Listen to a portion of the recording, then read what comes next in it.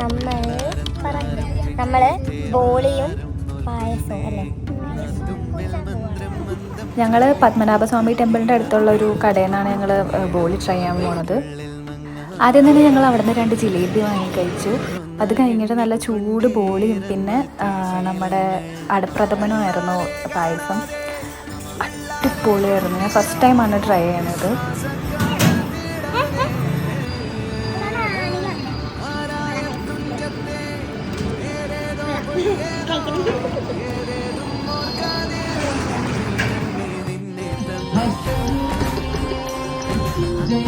നമ്മൾ ബോളിയൊക്കെ കഴിച്ച് കഴിഞ്ഞ് അവിടെ നിന്ന് ഇറങ്ങി. അവിടെ എന്തോ ഡാൻസ് പരിപാടിയൊക്കെ നടക്കുന്നുണ്ടായിരുന്നു. അതൊക്കെ കണ്ടു കഴിഞ്ഞ് ഞങ്ങൾ കുറച്ച് നേരം ആ കുളത്തിൻ്റെ അടുത്ത് പോയിരുന്നു. അവിടെ എന്തോ പൂജയും പരിപാടിയൊക്കെ ഉണ്ടായിരുന്നു.